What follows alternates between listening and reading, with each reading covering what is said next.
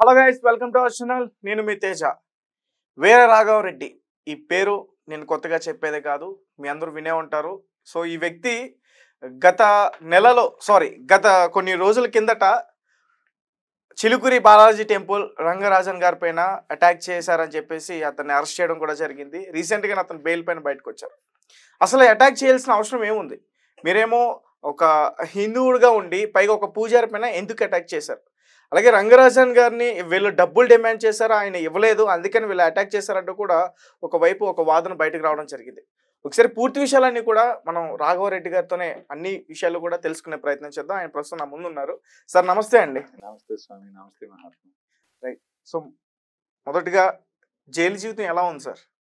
బయటికి జైలుకి పెద్ద తేడా లేదండి. మనకి ఏమన్నా చెడు వ్యసనాలు ఉండి మందు లేకపోతే సిగరెట్ ఇలాంటి అలవాట్లు ఉన్న వాళ్ళు లోపల అవి దొరక్క ఇబ్బంది పడాలేమో తప్ప మామూలుగా మనకి అలవాట్లు ఏమీ లేకపోతే ఇక్కడ లోపల పెద్ద తేడా ఉండదండి. బయట కమ్యూనికేషన్ లేదు అనే ఒక్కది తప్పిస్తే పెద్ద తేడా ఏమి ఉండదండి. అసలు రంగరాజన్ గారిని ఎందుకు మీరు అటాక్ చేయాల్సి వచ్చింది, మీరు మీ ఆర్మీ? అంటే ఇది ఒక్కొక్క ప్రశ్నకి మనం చెప్పుకుంటూ వెళ్తే బాగుంటుంది. దీనికంటే ముందు కొంచెం ఉపోద్ఘాతం చెప్పాల్సి వస్తుందండి.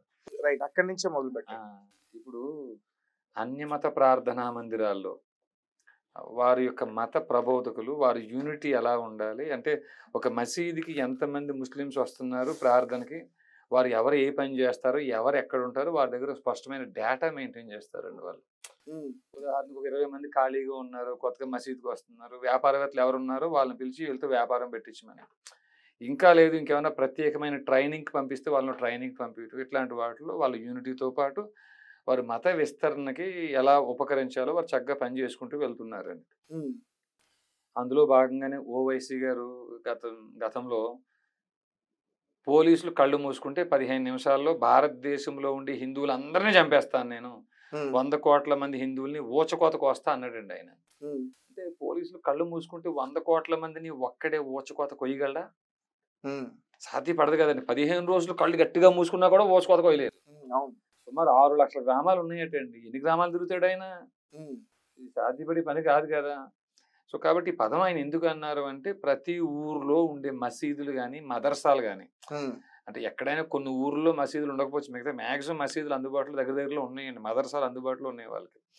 అక్కడ స్పష్టమైన ట్రైనింగ్ జరుగుతుంది. 2040 కల్లా 2047 కల్లా ఈ భారతదేశాన్ని అల్లా రాజ్యం చేయాలి, అల్లాని నమ్మను అన్న వాళ్ళందరినీ చంపేయాలి, ఇది మన ఖురాన్ బోధిస్తుంది. ఇట్లా ఎవరైతే ముందుకు వస్తారో యువత, వాళ్ళందరూ చనిపోయిన తర్వాత స్వర్గంలో వారికి 72 మంది కన్యలు సిద్ధంగా ఉంటారు అక్కడ. ఇట్లాంటివి ఖురాన్లో ఉన్నాయని చెప్పేసి దాన్ని నమ్మిన వారందరూ ఇట్లా ఈ ట్రైనింగ్ మదర్సాల్లో మసీదుల్లో తీసుకుని ఎలాంటి విధ్వంసాలు కాశ్మీర్లో అప్పుడు విన్నాం కదా మనం, హిందువులు ఓచుకోత పండితుల పేరుతోటి.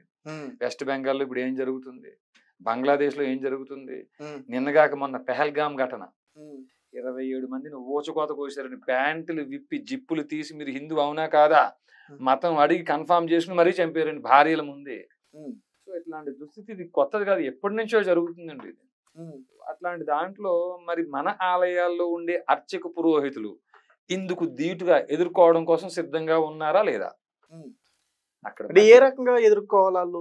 మసీదుల్లో వారికి బోధించి యూనిటీని కలిపి ఒక్కటిగా తాటి మీద నిలబెట్టేటువంటి బాధ్యత అక్కడ బోధకులు తీసుకున్నప్పుడు, మన ఆలయాల్లో అర్చక పురోహితులు భగవద్గీత 18వ అధ్యాయం 42వ శ్లోకంలో పేర్కొనబడిన లక్షణాలు కలిగిన అర్చక పురోహితులు, భగవద్గీత 18వ అధ్యాయం 43వ శ్లోకంలో పేర్కొనబడిన క్షాత్రం కలిగిన వారిని కనీసం ఎంపిక చేసే ఉద్దేశంతో వీరు ఏమన్నా ఉన్నారా లేదా, అసలు వీరికి ఈ విషయాల మీద దృష్టి పెట్టి ఉన్నారా లేదా అని అడుగుతూ చాలా ఆలయాలకు తిరిగేమండి. అయ్యా మరి ఇట్లాంటి ప్రణాళికతో వారు ముందుకు వెళ్తున్నారు.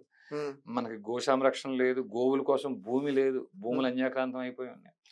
అఫ్ కోర్స్ కోట్ల ఎకరాల దేవాలయాలు భూమి గోచార భూములు అన్యాక్రాంతం అయిపోయింది అంటే మన బంధువులు కూడా ఉండొచ్చు కబ్జా చేసిన వాళ్ళు. సో ఇట్లాంటి పరిస్థితుల్లో న్యాయస్థానాలే దుష్ట శిక్షణ శిష్ట రక్షణ చేయాలి. కానీ మరి ఈ న్యాయమూర్తులేమో ఆ పని మానేశారు. 340 CRPC రిడ్యూస్ 195 1B కానీ, కొత్త చట్టం 379 BNSS కానీ ప్రయోగించడం లేదు.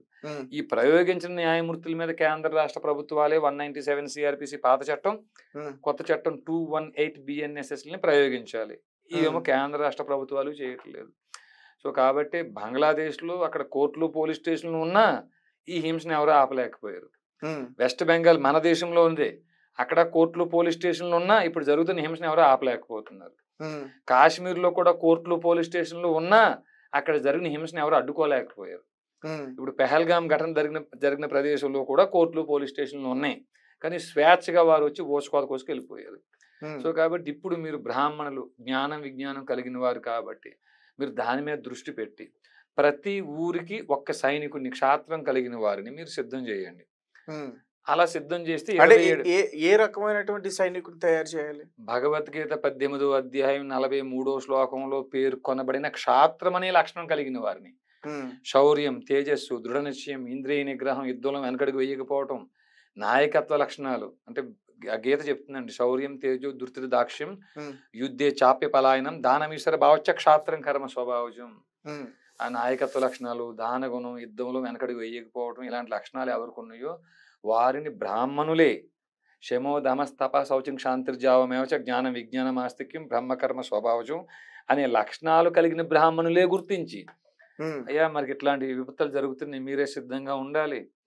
ఎలాంటి దానికైనా ఒక సైనికుడిని దైవీహేష గుణమయ్యి మమ మాయా దురత్యయ మామేవయే ప్రపద్యంతి మాయామేతాం తరంతితే, ఆ మాయ నుంచి తప్పించి మీ కుటుంబ పోషణ ఊరు మొత్తం చూసుకుంటుందని హామీ ఇచ్చి, కుటుంబ పోషణ అంటే ఎక్కడైతే ఊర్లో వైశ్యులు ఉంటారు, కృషి గోరక్ష వాణిజ్యం వైశ్యకర్మ స్వభావజం అని. ఈ కృషి అంటే వ్యవసాయం, వాణిజ్యం అంటే వ్యాపారం, గోరక్షణ ఎవరు చేస్తే వారు వైశ్యులు. ఆ రెడ్డి కమ్మ కాపు మాల మాదిగా కమరి కుమ్మరి తేడా లేదు. వ్యాపారం ఎవరు చేస్తే వారు వైశ్యులు, గోరక్షణ ఎవరు చేస్తే వారు వైశ్యులు, వ్యవసాయం ఎవరు చేస్తే వారు వైశ్యులు. పరిచర్యాత్మకం కర్మ శూద్రశ్యాపి స్వభావజం, కాయ కష్టం చేసేవారిని ఈ వైశ్యుల్ని ఈ బ్రాహ్మణులు ప్రేరేపించి క్షత్రియుల యొక్క పోషణ ఊరికి ఒక్కడనే పోషించే విధంగా మీరు చేయండి. అట్లా చేస్తే 27,800 గ్రామాలు 2 రాష్ట్రాల్లో ఉన్నాయి. గ్రామానికి ఒక్కడిని మనం లెక్కేసుకున్న, పట్టణాలు అవి తీసి పక్కన పెట్టిన, గ్రామానికి ఒక్క సైనికుడిని ఒక్క క్షత్రియుని మనం నిలబెట్టుకోగలిగిన 27,000 మంది సైన్యం మనం అవుతాం. దేవాలయాలను కాపాడుకోవచ్చు, దేవాలయాల భూములను కాపాడుకోవచ్చు, గో సంరక్షణ చేయొచ్చు.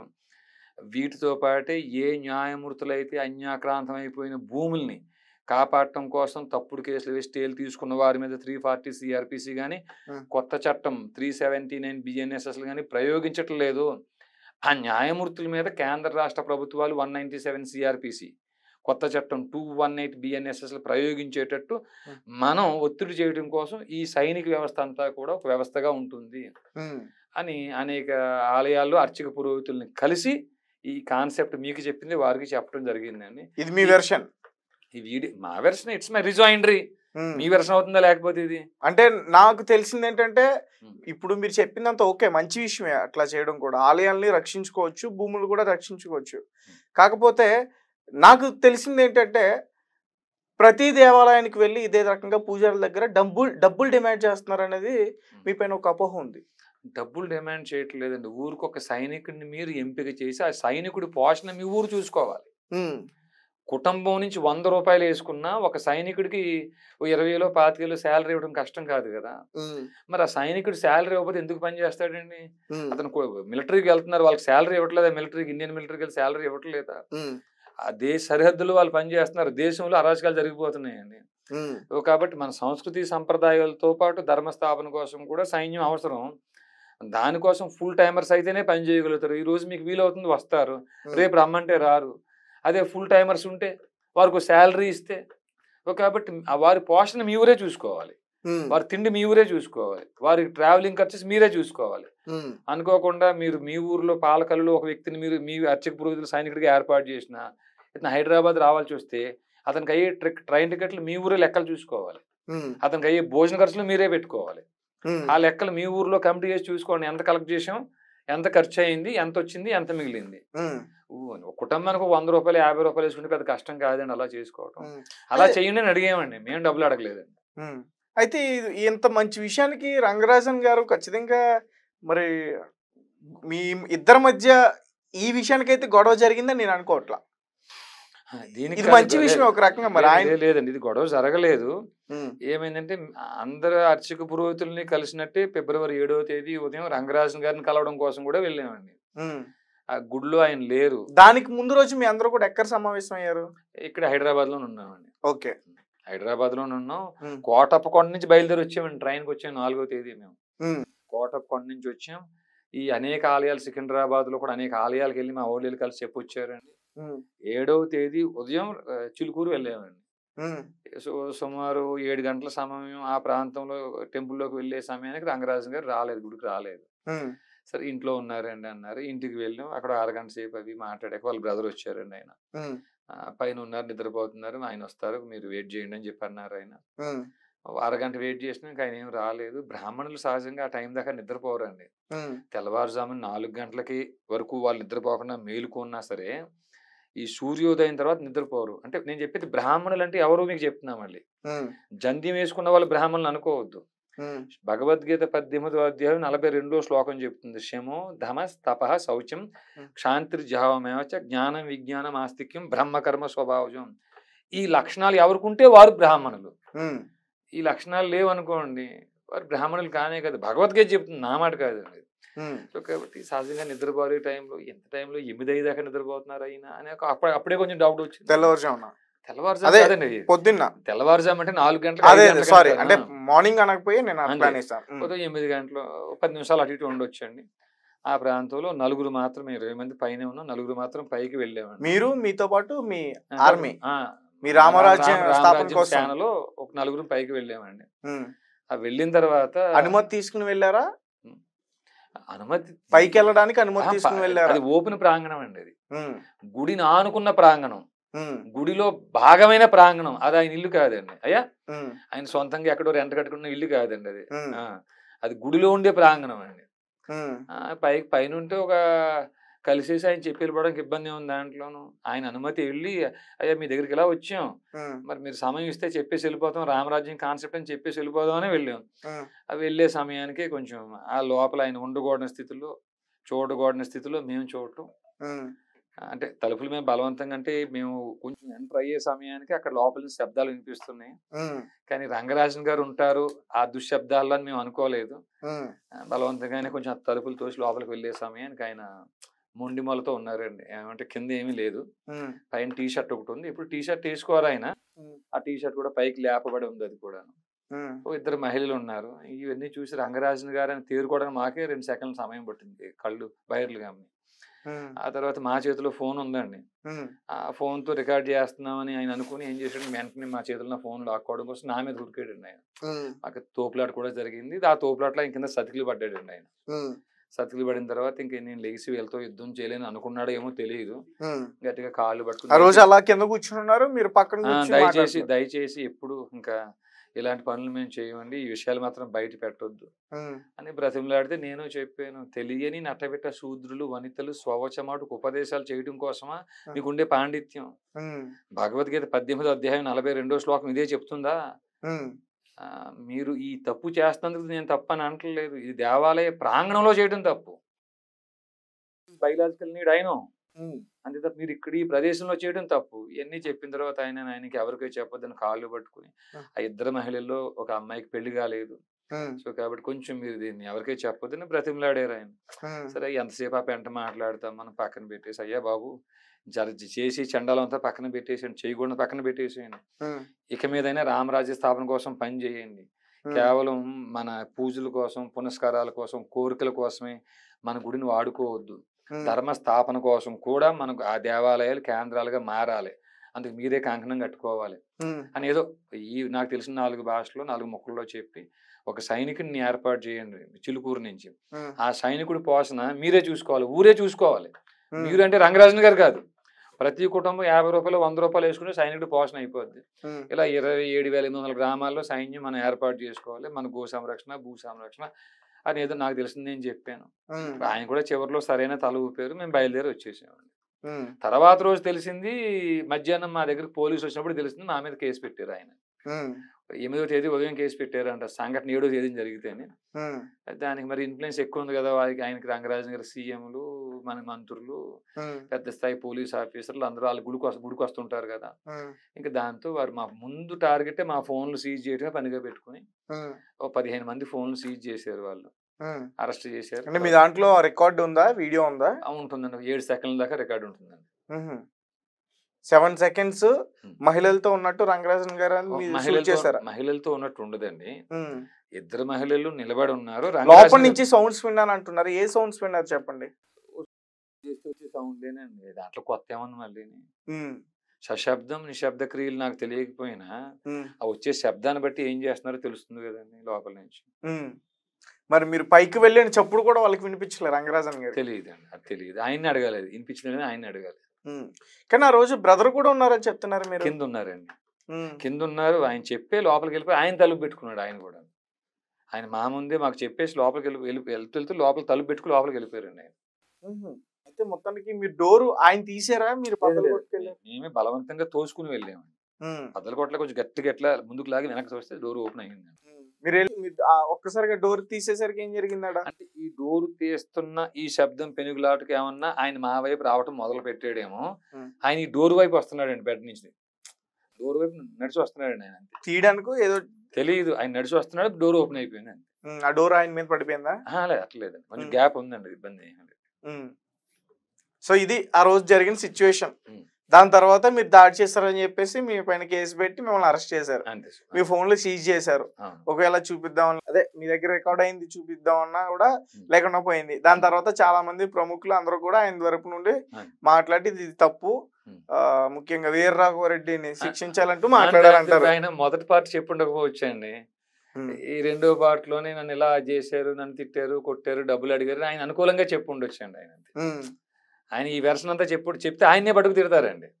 ఇట్లా నేను మహిళతో ఉన్నాను, ఎవరిని కాలు పెట్టుకు బ్రతిమలాడాను, నేను ఇలా జరిగిందని ఈ వెర్షన్ అంతా చెప్పుండకపోవచ్చు ఆయన. నిజంగా ఒకటి వాడి పడేసి ఒకటి చింపేసింది ఉందండి. చింపి అంటే కవర్, చింపిన కవర్ ఉంది కదా, కవర్ ఒకటి. వీరరాఘవరెడ్డి అన్ని గుళ్ళకి తిరుగుతున్నాడు. వీరరాఘవరెడ్డికి కొంత గొప్ప కొంచెం సైన్యం ఏర్పడింది. మరి అలాంటి వీరరాఘవరెడ్డి అంత క్లియర్ అక్కడ అన్ని దొరుకుతున్నా ఏం చేయలేకపోయాడా? కరెక్ట్ గా ఓ రకంగా మేము అప్పటికప్పుడే వెంటనే 100కో ఫోన్ చేసి కింద భక్తులను అందరినీ పిలిచి చక్కగా యూట్యూబ్ అవి పెట్టేసి ఉంటే అసలు ముందు మనకి డిస్కషన్ అంతా ఉండేది కాదు. నిజంగా తప్పు మీద అబ్సల్యూట్లీ మీరు నిజంగా దాచే ప్రయత్నం చేశారు కాబట్టి. కరెక్ట్. దాంట్లో మాత్రం 100% నాదే తప్పండి. ఎందుకు దాచాలనుకున్నారు? దాచాలని అనుకోవడం కాదండి, పెద్ద ఆయన కాలు పట్టుకు బ్రతిమలాడటం ఒకటి. ఈ గుడిలో ఇలా జరుగుతుంది, అర్చకులు ఇలా చేస్తున్నారని చెప్పంటే మిగతా అర్చక లోకానికి అందరికి తలవంపులు రాకూడదు, మన ఆలయ వ్యవస్థకి చెడ్డ పేరు రాకూడదని ఆలోచించేవాడి అంతే. సో ఆ రోజు జరిగింది ఇది మొత్తం అంతే సార్, ఇదే జరిగింది. రైట్. కానీ మీరు సైనికుడు అంటున్నారు కదా, ఒక ఊరికి ఒక సైనికుడు సరిపోతాడా? ఒక్కడు 100 మందితో యుద్ధం చేయగలుగుతారా? కాదండి, అసలు ఊరికి ఒక సైనికుడు అన్నింటికీ సిద్ధపడి ఉంటే ఎక్కడైనా విపత్తు జరిగింది అన్నప్పుడు కనీసం మనం 27,000 గ్రామాల్లో 27,000 మంది ఉంటామండి. రేపు ఏదైనా అత్యవసరం ఉంది, ఒక 1000 మంది రావాలంటే ఒక్కొక్క ఊరు నుంచి ఒక్కొక్క సైనికుడు వస్తాడు ఒక ప్లేస్ కన్నా. భయం అల్లర్లు జరిగినాయండి, ఎవరన్నా వెళ్ళి ఏం చేయగలిగారు? అదే సైన్యం ఉంటే ఒక 1000 మంది 10,000 మంది అక్కడికి వెళ్ళొచ్చు కనీసం. అరే వీళ్ళు సైన్యం ఉందిరా, వాళ్ళు అందరికి తెగించి ఉన్నారు, వాళ్ళకు శాలరీ ఇస్తుంది, ఊరు పోషించుకుంటుంది, ఒక దమ్ము ధైర్యం మిగతా వాళ్ళకి వస్తుందండి. రైట్. సో వీరరాఘవరెడ్డికి మంచి ఆలోచన ఉంది, కరెక్టే. మరి అలాంటి వీరరాఘవరెడ్డి ఇక్కడ హైదరాబాద్ లో టెంపుల్స్ పైన అటాక్ జరిగినప్పుడు ఎక్కడికి వెళ్ళిపోయాడు? వివాద వికృత నిషాదం అని ఒకటి ఉందండి. ఎక్కడ ఉన్నారు మీ సైనికులు అప్పుడు? వివాద వికృత నిషాదం అని ఒకటి ఉందండి. అక్కడ హాయిగా నిద్రపోతున్నాం, మీరు అందరూ ఉన్నారు కదా, నిద్రపోతున్నామండి. ఎక్కడ నిద్రపోతున్నామండి? వివాద వికృత నిషాదం. నాకు అర్థం కాలేదు సార్ మీరు చెప్పింది. ఎప్పటికీ అర్థం కాదండి. నెక్స్ట్ క్వశ్చన్కి వెళ్ళండి. దీన్ని తెలుసుకోవాలి ఖచ్చితంగా. నేను తెలుసుకోలేదు. వివాద వికృత నిషాదం అంటే ఏంటండి? వివాద వికృత నిషాదం, మీరంటే మీరే, నేనంటే నేనే. వివాద వికృత నిషాదం అంటే వివాద వికృత నిషాదమే. అంటే దానికి ఏం చేయాలో అది మేము చేస్తాం అన్నట్ట. అక్కడ నిద్రపోతున్నానని చెప్తున్నానండి, వివాద వికృత నిషాదంలో హాయిగా నిద్రపోతున్నానండి అంతే.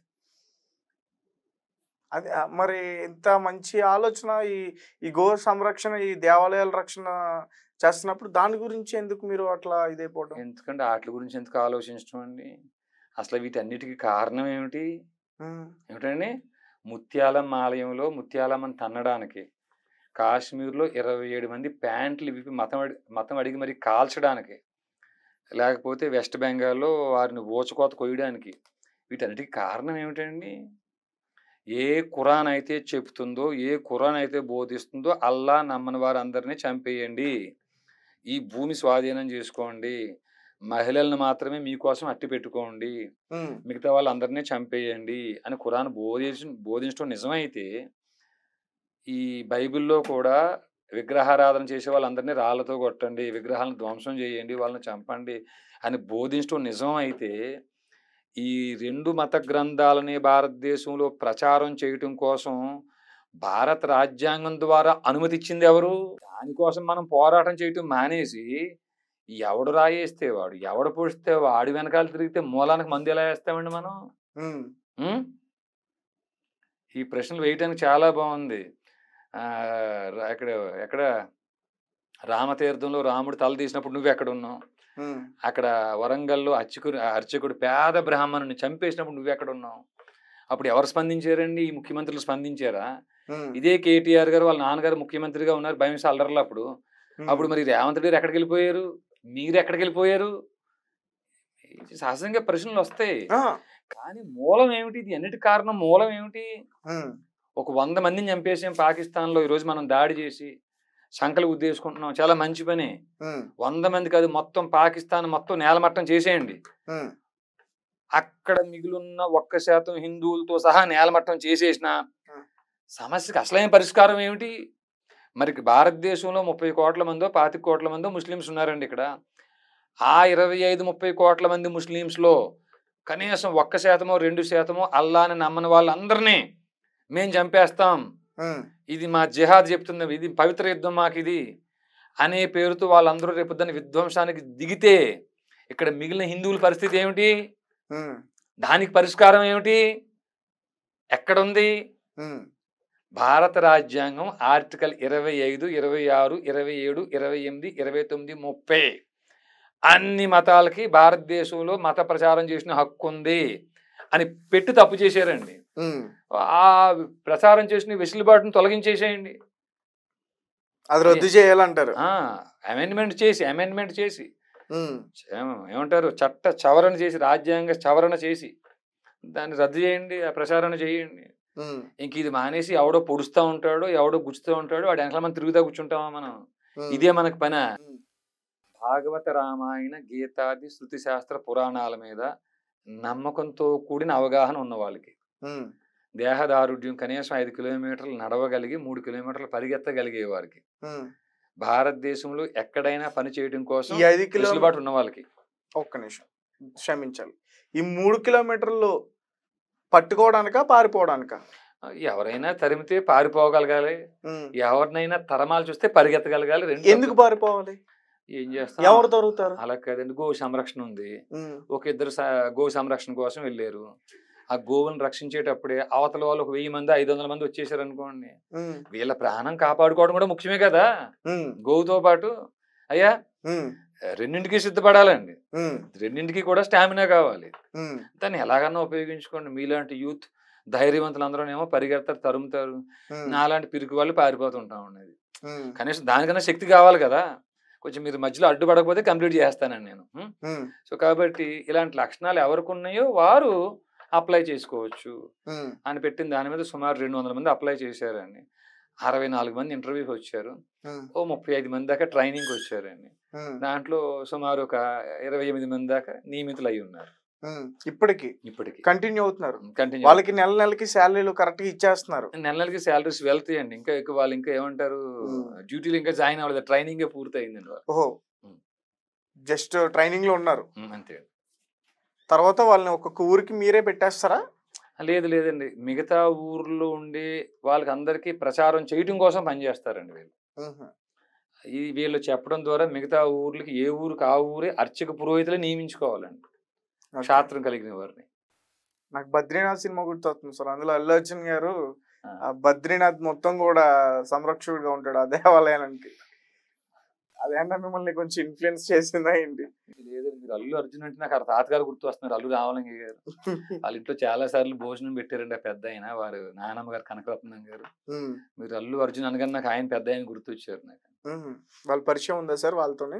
మెడ్రాస్ మ్యూజిక్ అకాడమీలో చదువుకున్నప్పుడు అల్లు రామలింగ గారు పరిచయం అండి. చాలా అవును. మంచి వ్యక్తి ఆయన, చాలా మంచి వ్యక్తి.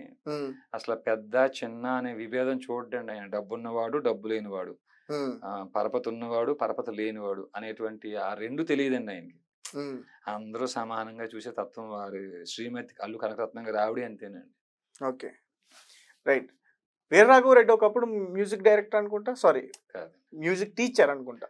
ఇప్పుడు కూడా ఎవరన్నా కొంటే స్వరాలు అమ్మేస్తుంటామండి. ఇప్పుడును ఎవరన్నా కొంటే స్వరాలు అమ్మేసి బతికేస్తుంటామండి. మాకు వచ్చినాయి అవి కదండి, 4 ముక్కలు అవే కదా. సజని ప పని సమ మరి సమ పమ మరి వాటిని అమ్ముకుంటుంటామండి ఎవరన్నా కొంటుంటే. సరే, ఏదన్నా ఒక సంగీతాన్ని ఒకసారి మా కోసం ఒక్కసారి మీ గొంతు ద్వారా. సమరతారకని చయ కుముదహిత పరిపూర్ణ నగదర సురభూజదరిపయో దివాసహరణ సుందరతర వదన సుధామయవచో బృంద గోవింద సానందమ వరాజరాప్త శుభకరానేక. Right, thank you. Thank you. So మొత్తానికి ఆర్మీని తయారు చేశారు రామరాజ్యం కోసం. నడుస్తుందా సార్ ఇప్పుడు మీ రామరాజ్యం? ఇప్పుడు కూడా నడుస్తూ మీ దగ్గరకు వచ్చాం కదండి. అంటే అలా కాదు, ఇప్పుడు సడన్ గా మధ్యలో ఒక ఇన్సిడెంట్ మీకు జరిగిపోయింది, అది ఆగదు అండి. రామరాజ్య స్థాపన ఆగదు ఎట్టి పరిస్థితుల్లో. రైట్. వీరరాఘవరెడ్డి ఒక్కడైనా ఇంకా చాలా మంది ఉన్నారు? ధర్మస్థాపన కావాలి అని కోరుకునే వారందరూ రామరాజ్యం సభ్యులేనండి. దుష్ట శిక్షణ శిష్ట రక్షణ జరగాలని కోరుకునే వారందరూ రామరాజ్యంలో పౌరులే. ఇప్పుడు మీరు ఏదైతే ట్రస్ట్ పెట్టారో దానికి చైర్మన్ గా ఎవరున్నారు? నేనే ఉన్నానండి. మీ వైఫ్ ఉన్నారని తెలిసింది. మొత్తం ట్రస్టీలుగా సుమారు 10 మంది ఉన్నామండి.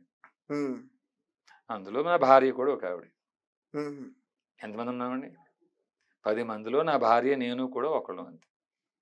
ఓకే, మిగతా 8 మంది ఎవరు ఉన్నారండి? అనేక జిల్లాల నుంచి ఉన్నారండి. వేరే రాష్ట్రం వాళ్ళు ఎవరైనా ఉన్నారా? ఒక వ్యక్తి ఉన్నారని తెలిసిందే నాకు. ఈ 2 రాష్ట్రాల నుంచి ఉన్నారు. మొత్తం తెలుగు ప్రజలే, తెలుగు వాళ్ళే అంతే. ఈ 2 రాష్ట్రాలకు సంబంధించిన వాళ్ళే ఉన్నారు అంతే. ఓకే. ఏంటి మీరు శివుడి అవతారం అని చెప్పేసి కూడా చెప్తా ఉంటారంట మీరు? అర్థం కాని వాళ్ళు అనుకుని ఉంటారండి. ఎప్పుడు ఎన్ని జన్మలు నేను శివావతారాన్ని ఇది చేశాను, రామరాజ్యం స్థాపించడానికి నేను వచ్చానంటూ కూడా చెప్తా ఉంటారంట. ఎవరికి చెప్పలేదండి. అలాగే వాళ్ళు ఏమన్నా భ్రమపడ్డారేమో. కంప్లైంట్ లో రంగరాజన్ గారు అలాగే రాశారు, నేను ముక్కంటి అవతారం అని అన్నాడని ఆయన రాశారు. అది అబద్ధం అండి. ముక్కంటి బంటు ఏమిటండి? హరిగుణ మణిమయ స్వరాలు కంఠాన్ని ధరించిన వాడి బంటుని, అనాదాతీత సమగ్రహాలు నామాలుగా ధరించిన వాడి బంటుని, సశబ్ద నిశ్శబ్ద క్రియలని శ్వాసగా కలిగిన వాడి బంటుని, త్యాగరాజు బంటుని. ఎప్పుడు కీర్తనల్లో నా యూట్యూబ్ వీడియోలో కూడా త్యాగరాజు బంటు అని చెప్పుకున్నానండి నేను. త్యాగరాజు బంటు అని వేస్తాం కూడా మేము. ఓకే. ఇక్ష్వాక వంశస్థులను కూడా చెప్తారంట కదా? నిజమండి, అది ఇక్ష్వాక వంశీయులమే మేము.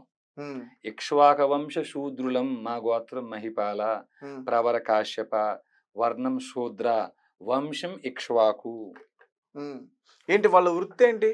వాళ్ళు ఏం చేస్తారు? ఏదైనా చేయొచ్చండి. ఇక్ష్వాక వంశీయులు ఇది చెయ్యాలి అది చేయకూడదని ఏదైనా చేయొచ్చండి. అంటే పర్టికులర్ గా ఈ రామరాజ్య స్థాపన కోసం అట్లేం లేదండి. రామరాజ్యాన్ని భృగు వంశీయులు స్థాపించవచ్చు, రామరాజ్యాన్ని భరత వంశీయులు స్థాపించవచ్చు.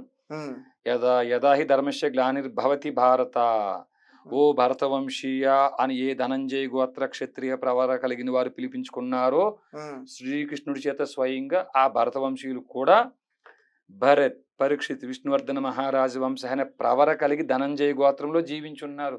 వారు కూడా రామరాజ్య స్థాపన చేయించండి. ఎవరు చేయకూడదు అది. మీరు బయటకు వచ్చిన తర్వాత మీ పైన కొంతమంది వ్యక్తులు అటాక్ చేశారు. అవునండి. ఏ పొజిషన్ లో అయితే రంగరాజన్ గారు కూర్చున్నారో సేమ్ అట్లాంటి పొజిషనే మీరు అలా అటాక్ చేస్తున్నప్పుడు కూర్చోవడం నేను చూసా. అది నాకు కూడా చాలా సంతోషంగా ఉందండి. మీరు చూడటం నాకు కూడా చాలా సంతోషంగా ఉంది. అట్లా కూర్చుని అట్లా తల ఉంచుకుని ఏం మాట్లాడకుండా ఏదో వాళ్ళు అడిగిన దానికి ఏదో చిన్న సమాధానం ఏదో అది చెప్తున్నట్టు. తప్పండి. మీరు సరిగ్గా చూడలేదు. చుట్టూ నలుగురు కాపలా ఉన్నారు చూసారండి. మీకా? ఆ నలుగురు కాపలా నుంచున్న వాళ్ళు స్థానికులండి. వాళ్ళు ఎవరో కూడా తెలియదు నాకు. వీళ్ళు దాడి చేస్తుంటే వారు వచ్చి కాపాడారండి. ఎక్కడ సార్ దాడి జరిగింది? మొయినాబాద్ పిఎస్ నుంచి సుమారు ఒక 2-3 కిలోమీటర్ల లోపే దక్కన్ షాయి అనే ప్రాంతంలో జరిగిందండి. ఆ రోజు అక్కడికి ఎందుకు వెళ్ళారు మీరు? అంటే మాకు కండిషనల్ బెయిల్ ఉంది కదండి. 4 వారాలు సంతకం పెట్టాలి. ఎవ్రీ వీక్ 1 టైం వెళ్ళాలి, పిఎస్కి వెళ్ళాలి. ఆ రోజు లాస్ట్ థర్స్డే అండి. 3 గంటలకు వెళ్ళాము. 5 గంటలకు పిఎస్ నుంచి బయటకు వచ్చాను. రంగరాజన్ గారు మరి నా మీద ఇంకో కొత్త కేసు ఏదో పెట్టారంట. ఈ హిందువుల్ని ముస్లిమ్స్కి మధ్య విభేదాలు పెడుతున్నాను నేను అనేటువంటి కంప్లైంట్ ఏదో ఇచ్చారని ఈ 153 ఐపీసీ అట్రాక్ట్ అయ్యేలా జరిగింది కాబట్టి కేసు రిజిస్టర్ చేశామని సిఐ గారు నాకు నోటీస్ ఇస్తే ఆ నోటీస్ తీసుకుని బయలుదేరి వస్తున్నాం రోజు. ఇస్తున్న టైంలో ఎవరైనా టార్గెట్ చేసి చేశారా? ఉండొచ్చు. అక్కడ పోలీస్ స్టేషన్ మొట్టమొదటిగా వచ్చిన వాళ్ళు ఏమన్నారు మిమ్మల్ని? ఏం అనలేదండి. అకారణంగా ఏం అడగలేదండి. అకారణంగా గొడవ పెట్టుకున్నారు. గొడవ పెట్టుకున్న సందర్భంలో నాతో పాటు కూడా 2-3 గొడవ ఎలా మొదలైంది అంటున్నా? నాతో పాటు 2-3 ఉన్నారు. మీకు సంబంధించిన నాకు కూడా వచ్చిన వాళ్ళు ఉన్నారు. వాళ్ళతో పాటు అకారణంగా గొడవ పెట్టుకుని వాళ్ళని కొట్టడం స్టార్ట్ చేశారండి. సో ఈ లోపల అక్కడ లోకల్ స్థానికులు కూడా వచ్చారు. వీళ్ళు వచ్చే లోపల 2-3 కర్రలు తీసుకుని నాకు ఎక్కడో దెబ్బ నాకు కూడా పడింది. ఆ తర్వాత పోలీసు ఇన్స్పెక్టర్ అక్కడికి వచ్చారు, స్పాట్కి వచ్చారు. ఆయన సబ్ ఇన్స్పెక్టర్ స్పాట్కి వచ్చారు. మొయినాబాద్ SHO మా కేసులో IO నరసింహారావు గారు స్పాట్కి వచ్చే సమయానికి వీళ్ళు పారిపోయారండి. అది ఏమిటండి, వీళ్ళందరూ పారిపోయారు. అది అంటే వాళ్ళు ఎవరై ఉంటారు? ఈ రంగరాజన్ గారికి రంగరాజన్ గారి మనుషులని మీరు భావించారు? రంగరాజన్ గారి మనుషులని అనుకుంటున్నాను నేను. పోలీసులు మాత్రం మరుసటి రోజు వారిని అరెస్ట్ చేసి 10 మందిని అరెస్ట్ చేసి స్టేషన్ బెయిల్ ఇచ్చారని విన్నాను నేను. పోలీస్ స్టేషన్లోనే చెప్పారు స్టేషన్ బెయిల్ ఇవ్వాల్సి వస్తుందండి, 10 మందిని ఐడెంటిఫై. అదే 20-30 మంది ఉన్నారు కదా అడిగాను నేను. దాంట్లో చాలా మంది చూడడానికి వచ్చారు అని చెప్పేసి అన్నారు వాళ్ళు. అదేంటి మరి మా కేసులో మేము దాడి చేసామని మమ్మల్ని ఏమో రిమాండ్కి పంపించారు, మా ఫోన్లు సీజ్ చేశారు, మా కార్లు సీజ్ అయినాయి. మరి నన్ను నా మీద దాడి చేసిన దాంట్లోనేమో మీరు వాళ్ళని ఎందుకు రిమాండ్కి పంపలేదు, ఎందుకు వాళ్ళ వెహికల్ సీజ్ చేయలేదు, ఎందుకు వారి ఫోన్లు మీరు సీజ్ చేయలేదు, అన్ని ప్రశ్నలు అడిగాను పోలీస్ స్టేషన్లో అడిగాను. మీ కార్లు కూడా సీజ్ చేశారా? సీజ్ చేశారు. ఏమేమి సీజ్ చేశారు? మీ కారు 3 కార్లు అండి. 3 కార్లు. మీ 3 కార్లు? 3 నావి కదా, ఒక నాది క్రూజ్, చెవర్లే క్రూజ్, ఒక 2 స్నేహితుల కార్లు అండి. ఓకే, మరి ఇప్పుడు ఎలా తిరుగుతున్నారు బయట? ఆ 2 కార్లు అయితే వాళ్ళ కార్లు ఇడిపించి ఇచ్చేసామండి. మా కారు ఒకటి ఉంది. ఇప్పుడు ఏదో రకంగా మీలాంటి స్నేహితులు డ్రాప్ చేయటం లేకపోతే ఏ క్యాబ్ బుక్ చేసుకోవడానికి ఇబ్బంది లేదు కదండి. కాదు, వీరరాఘవరెడ్డిని చూస్తుంటే చాలా అమాయకుల్లాగా నేను ఏదో నా పని చేసుకుంటూ వెళ్తున్నాను సార్, అంతే రామరాజ్యం కోసం అన్నట్టుంది. కానీ వెనకాల పెద్ద బ్యాక్గ్రౌండ్ ఉన్నట్టు అనిపిస్తుంది.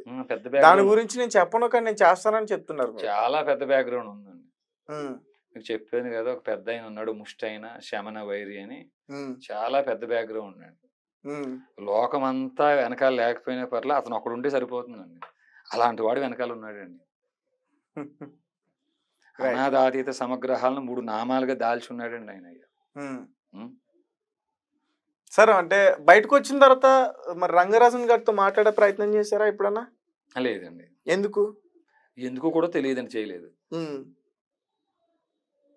ఒక ఆడియో కూడా బయటకు వచ్చింది సార్, మరి మీ ఊరు నుంచే వచ్చింది అనుకుంటా, అనపర్తి నుంచి వచ్చింది అనుకుంటా. కాదండి, ఆయన మాట్లాడిన ఆయన వైవి చౌదరి గారు అండి.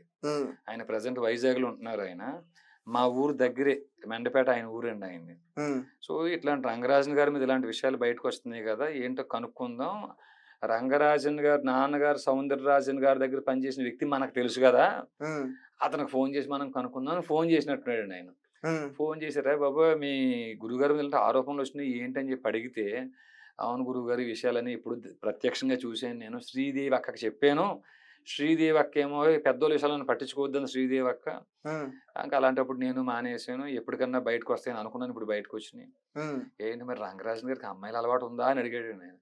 ఉంది, ప్రత్యేకంగా పైన రూమ్ ఏర్పాటు చేసుకున్నారు అమ్మాయిల కోసం అని. గోశాల దగ్గర చికెన్ మటన్ వండుకు తింటారు, రంగరాజన్ గారు ఏమో స్పూన్ వేసుకు తింటారు, చెయ్యి పెట్టుకుని, ఇవన్నీ చెప్పుకొచ్చాడండి ఆయన. ఇప్పుడు అమ్మాయిల వరకు అంటే ఓకే కానీ సార్, నేను నమ్ముతాను కానీ చికెన్ మటన్ తింటాడు అనేది మాత్రం కొంచెం మళ్ళీ నమ్మేటట్టుగా లేదు. మీరు నమ్మితే ఎవరికి కావాలి, మీరు నమ్మకపోతే ఎవరికి. మీరు తింటారా సార్? నేను చికెన్ తింటాను, మటన్ తింటాను, ఫిష్ తింటానండి నేను. మళ్ళీ ఆ వేళ వెళ్తే మళ్ళీ నన్ను చెక్కేసే ప్రయత్నం చేస్తారు మీరు. Right sir. అంటే భయం అనిపించట్లేదు సార్, ఇప్పుడు బయట తిరుగుతున్నారు, థ్రెటనింగ్ ఉంది, దాడి చేస్తున్నారు, వీర రాఘవరెడ్డి అంటే ఒక విలన్ లా చూస్తున్నారు. అంటే వాళ్ళు ఎలా అనుకున్నా నేను విలనేనండి. ఉమ్, మానవతను దుర్లభమనుచు నుంచి పరమానందమొందలేక మదమత్సర కామలోభమోహులకు దాసుడై మోసపోతిగాక మొదటి కొలజుడగుచు భువిని శూద్రుల పనులు సల్పుచు ఉంటినిగాక నరాధములను చేరి సారహీన మతములను సాధింపత్తారు మారుదుడుకుగల నన్నే దొర కొడుకు బ్రోచురా. ఇంక చావంటారా? ఉమ్, ఏదో రోజు పోయే ప్రాణం ఇది. నయనం చిందంతి శస్త్రాన్ని నయనం దహతి పావక నచయనం క్లేదయంతి అపో నశోషయతి మారుత. నశించిపోయేది కేవలం శరీరం మాత్రమే, ఆత్మ కాదు ఉమ్, అని ఒక్కసారి శమన వైరి సన్నుతుడే కేటగారికల్గా చెప్పిన తర్వాత ఇక మనకి చావు బ్రతుకుల మీద ఆలోచన ఎందుకండి ఇంక మనకి? ఉమ్. మీ పోరాటం అయితే ఆపరు. ఆపమండి. ఇది శ్వాస ఉన్నంత వరకు. ఉమ్. ఎక్కడ సార్ మీ ప్రాపర్ ఎక్కడండి? తూర్పుగోదావరి జిల్లా అనపర్తి మండలం కొప్పవరం గ్రామం అండి. ఉమ్. అక్కడ మీ విద్యాంశం కూడా ఎక్కడ జరిగింది? అదే ఊర్లో 5వ తరగతి చదువుకున్నామండి, 5th వరకు. ఉమ్, ఆ పక్క ఊరు అనపర్తిలో 10th క్లాస్ వరకు అయిందండి. 10th పాస్ అయ్యాను అత్యవసర మార్కులతోటి. దాని తర్వాత మెడ్రాస్ వెళ్ళానండి. ఆ మెడ్రాస్లో అక్కడ మ్యూజిక్ అకాడమీలో టీటీసీ చేశాను, పెడగోజిక్స్, సంగీతం. ఉమ్. మీ ఊర్లోకి వెళ్ళి మీ బయోగ్రఫీ గురించి తెలుసుకునే ప్రయత్నం కూడా చేశారు చాలా మంది ఆ టైంలో. చూసానండి, అవి చూసాను, ఆ వీడియోలు కూడా చూశాను. ఉమ్, మా పాత సర్పంచ్ గారు, కొత్త సర్పంచ్ గారు ఇద్దరు కూడా మాట్లాడారండి, అది కూడా చూశాను. వారికి కూడా మేము మీ తరపున, మీ ద్వారా కృతజ్ఞతలు అండి. Right sir. అంటే మీ అంతా కూడా బాగానే ఉంది, కానీ మీరు చేసిన ఒక్క అటాక్ తప్ప మిగతాదంతా కూడా ఎక్కడ ఇతను చేస్తుంది తప్పు అనేది చెప్పడానికి కూడా లేదు. నేను చూసాను యాక్చువల్గా. ట్రస్ట్ పెట్టారు, ఒకవేళ మీరు అన్నట్టుగానే ట్రస్ట్లో ఏదైనా ఇబ్బందులు ఉంటే ఖచ్చితంగా బయటికి తీసే ఛాన్స్ ఉంటాయి. ఎందుకండి మేము 1000 కోట్లు 100 కోట్లు హుండీలో కొట్టేస్తే మరి ఆ పోలీసులు రికవర్ చేయలేకపోయారా? మా ట్రస్ట్లో ఏమన్నా కోట్ల రూపాయల డబ్బులు ఫైండ్ అవుట్ చేశారా మా ట్రస్ట్లో ఏమన్నా? మరి చెప్పండి, అది అపవాదా నిజమా? నిజమైతే పోలీసులు చేతగానితనమా కోట్ల రూపాయలు రికవర్ చేయకపోవడం? Right sir. అంగరాజన్ గారితో కలవలే, మళ్ళీ మాట్లాడలా. ఒకసారి నేను ఫోన్ చేయనా, మాట్లాడతారా? నాకు ఆ ఇంట్రెస్ట్, ఆ ఉద్దేశం లేదండి. మీ ఇష్టం, నాకు సంబంధం లేదు. అంటే ఆ వ్యక్తిని ఇంకా క్షమించకూడదు అనుకుంటున్నారా, లేకపోతే ఏంటి? ఎదురు చూస్తున్నాను ఆయన కోర్టుకి ఎప్పుడు వస్తాడు సాక్ష్యం చెప్పడం కోసం. బోన్లో ప్రశ్నించాలి ఆయన్ని. ఫస్ట్ బోన్ ఆయన ఎక్కుతారు సాక్షిగా, లిస్టెడ్ విట్నెస్ 1 కింద. బోన్లోకి వచ్చి సాక్ష్యం చెప్పాల్సి వస్తుంది, ఆయన ఇలా జరిగిందని చెప్పాల్సి వస్తుంది. అప్పుడు క్రాస్ ఎగ్జామినేషన్ మేమే చేస్తామండి. ఆ రోజు కోసం ఎదురు చూస్తుంటామండి. ఇప్పటి వరకు దానికోసం ఎదురు చూస్తున్నారా? అది ప్రాసెస్ అండి, జ్యుడిషియల్ ప్రాసెస్ అండి. అది అంతే. మేము ఎదురు చూసినా మీ వైపు అడ్వకేట్స్ ఎవరు లేరా? అడ్వకేట్స్ ఉన్నారండి, మీలాంటి తెలివైన వాళ్ళు బోల్డ్ మంది ఉన్నారు. కానీ నాకు కొంచెం తెలుసు కదా, గతంలో నా మీద పెట్టిన కేసులను కూడా నేనే ఆర్గ్యుమెంట్ చేసుకుని గెలిచానండి నేను. కాబట్టి కొంచెం మాకు అది మా వ్యక్తిగతమైన కేసు కాబట్టి వ్యక్తిగతంగా ఆడటానికి కూడా అవకాశం ఎక్కువ ఉంటుంది. 2015లో మీ పైన అబిడ్స్లో పోలీస్ స్టేషన్లో ఒక కేసు అయింది, లైంగిక వేధింపుల కేసు అని. నిర్భయ 354B ఏదో పెట్టారండి, అటెంప్ట్ టు రేప్ కేసు అని పెట్టారు. FIR number 81 of 2015 Abids police station. అది 2016లో షార్ట్ షీట్ వేశారండి. CC number 275 of 2016 second ACMM court. దాంట్లో నాకు NBW కూడా ఇష్యూ అయిందండి. ఇట్లా నాన్ బెయిలబుల్ వారెంట్ వచ్చిందని కానిస్టేబుల్ వాళ్ళు చెప్పి వస్తే నేను వెళ్ళి ఆ సర్టిఫికేట్ కాపీస్ అన్నీ తీసుకుని ఆ రీకాల్ పిటిషన్ కూడా నేనే వేసానండి. ఏమిటండి, petition filed under section 70 sub class 2 CRPC heading మరీ పెట్టి, the judge of this honourable court failed to apply his judicial mind. ఈ జడ్జికి సరిగ్గా తలకాయ పెట్టకపోవటం వల్ల దీంట్లో NBW ఇష్యూ చేశాడు. 164 CRPC స్టేట్మెంట్లో కానీ, 161 స్టేట్మెంట్లో కానీ, 154లో ఇచ్చిన కంప్లైంట్లో కానీ వీర రాఘవరెడ్డి మీద ఎలాంటి అలిగేషన్సే లేవు. లేకపోయినా ఆయన ఏదో ఐఓకి సరిగ్గా తలకాయ లేదని దాన్ని షార్ట్ షీట్లో చేర్చేస్తే మీరు ఇవన్నీ పరిశీలన చేసుకోకుండా ఎన్డబ్ల్యూ ఎలా ఇష్యూ చేస్తారు మీరు? కాబట్టి వెంటనే should be recalled fourth with అని చెప్పి ప్రేయర్ రాసి మరి పిటిషన్ ఫైల్ చేశానండి. లాయర్ని పెట్టుకోకుండా రీకాల్ నేనే చేయించుకున్నాను. ఆ కేసు నేను ఆర్గ్యుమెంట్ చేశాను. నేను లిస్టెడ్ విట్నెస్ 1 డిఫాక్టివ్ కంప్లైంట్ ఎవరైతే భ్రమరాంబ అన్నారో ఆవిడ అమ్మాయో అమ్మమ్మో తెలియదు, కానీ ఆమెను కూడా నేనే క్రాస్ ఎగ్జామినేషన్ చేశానండి. క్రాస్ ఎగ్జామినేషన్ టైంలో నేను ఎవరో తెలియదు అందండి ఆవిడ. జడ్జి గారు కేసు కొట్టేస్తా, మీరు ఎవరో తెలియదటండి ఆవిడకి అని చెప్పి అన్నారు ఆయన. అలా కేసు కొట్టేయద్దండి, A1 ఎవరో చనిపోయారు ఆయన. ఇప్పుడు A2 నేనే ఉన్నాను ఈ కేసులో. ఒకసారి నేను గడ్డంతో ఉంటా, ఒకసారి గడ్డం లేకుండా ఉంటా, ఒకసారి సన్నగా ఉంటా, ఒకసారి లావుగా ఉంటాను. ఆవిడ గుర్తుపట్టి ఉండకపోవచ్చు, ముందు క్రాస్ చేస్తాను, మీరు ఆగండి అని చెప్పేసి నేను క్రాస్ చేశానండి ఆవిడ. క్రాస్ ఎగ్జామినేషన్ చేశాను. తర్వాత IO వచ్చాడండి, ఇన్వెస్టిగేషన్ ఆఫీసర్, ఆయన ప్రభాకర్ రెడ్డి ఆయన పేరు, అబిడ్స్ PS లో. మరి ఇప్పుడు ఆయన ఎక్కడున్నారో తెలియదు. ఆయన క్రాస్ ఎగ్జామినేషన్ చేశాను నేను. అయ్యా మరి దీంట్లో 164 CRPC స్టేట్మెంట్లో కానీ, 161 స్టేట్మెంట్లో కానీ, ఈ 154లో వచ్చిన కంప్లైంట్లో కానీ ఎక్కడ A2 మీద ఎలాంటి అలిగేషన్స్ లేవు. కానీ మీరు ఎందుకని A2ని ఛార్జ్ షీట్లో నేరస్తుడిగా పేర్కొన్న ఛార్జెస్ ఫ్రేమ్ చేశారు అడిగితే, మీరు అబెట్టారండి, మీ ప్రోత్సాహంతో A1 రేప్ అటెంప్ట్ చేశాడు అన్నాడండి ఆయన. అయితే నేనన్నా అవునా, నా ప్రోత్సాహంతో A1 రేప్ అటెంప్ట్ చేశాడా? మరి ఈ విషయాన్ని మీకు A1 చెప్పాడా? కన్ఫెస్మెంట్ స్టేట్మెంట్ ఇచ్చాడా మీకు ఆయన? ఎక్కడుందో చూపించండి నాకు కన్ఫెస్మెంట్ స్టేట్మెంట్ అడిగాను నేను. ఆయన ఎక్కడ ఇవ్వలేదు అన్నాడు ఆయన. సంతోషం. మరి అలీజ్డ్ విక్టిమ్, డిఫాక్టివ్ కంప్లైనెంట్ ఎవరైతే బాధితురాలుగా మీరు ప్రవేశపెట్టారో ఆవిడ ఏమన్నా మీకు స్టేట్మెంట్ ఇచ్చారా? వీర్రాఘవరెడ్డి చాలా వెదవండి వీడు, A1 చాలా మంచోడు, వాడిని ప్రోత్సహించింది విధనని చెప్పేసి ఏమన్నా స్టేట్మెంట్ ఆవిడ ఇచ్చిందా మీకు? కన్ఫెస్మెంట్ స్టేట్మెంట్ అడిగాను, ఇవ్వలేదు అన్నారు. ఇంకా సంతోషం. మా పోతులూరు వీరబ్రహ్మేంద్ర స్వామి గారిలో మీకు కాలజ్ఞానం ఉండి అన్ని మటర్లకి మానభంగాలకి నేనే కారుకున్నాను బాగా గుర్తుపెట్టేశారు మీరు. మీరు జ్ఞానే, మీరు గుర్తుపెట్టేశారు, బాగా గుర్తుపెట్టేశారు. అబెటర్ని అంటున్నారు కదా, అబిట్మెంట్ అంటున్నారు కదా, గుర్తుపెట్టేశారు కదా. మరి అబిటర్కి పెట్టాల్సిన సెక్షన్స్ 108, 109 ఉంటుంది కదా మీ IPCలో. ఆ సెక్షన్ పెట్టారా ఈ ఛార్జ్ షీట్లో అని అడిగానండి నేను. లేదండి అన్నాడు. అసలు ముందు మీరు నిజమైన పోలీస్ ఆఫీసరేనా? అయ్యా న్యాయమూర్తి గారు, ముందు ఒకసారి మనం క్రాస్ ఎగ్జామినేషన్ ఇక్కడితో ఆపేద్దామండి, ముందు ఈయన సర్టిఫికేట్స్ ఒకసారి వెరిఫై చేయండి మీరు, నిజమైన ఆఫీసర్ అవునో కాదని డౌట్ వస్తుంది నాకు. అబెటర్ నేనే అంటున్నాడు, ఆ సెక్షన్ పెట్టలేదు అంటున్నాడు, అప్పుడు కేసు ఎలా చెల్లుబాటు అవుతుంది? కేసు పక్కన పెట్టండి, మీరు ముందే కేసు కొట్టేస్తా అన్నారు, నేనే వద్దన్నారు, పక్కన పెట్టండి, ముందు ఈయన సర్టిఫికేట్స్ వెరిఫై చేయండి అని చెప్పేసి ఇలా చేయటం ద్వారా ఇంకా ఆయన కోర్టులోనే క్షమాపణ చెప్పడం జరిగింది అనుకోండి. ఆయన ఏదో ప్రెజర్ వల్ల చేసామని చెప్పేసి తర్వాత కాలంలో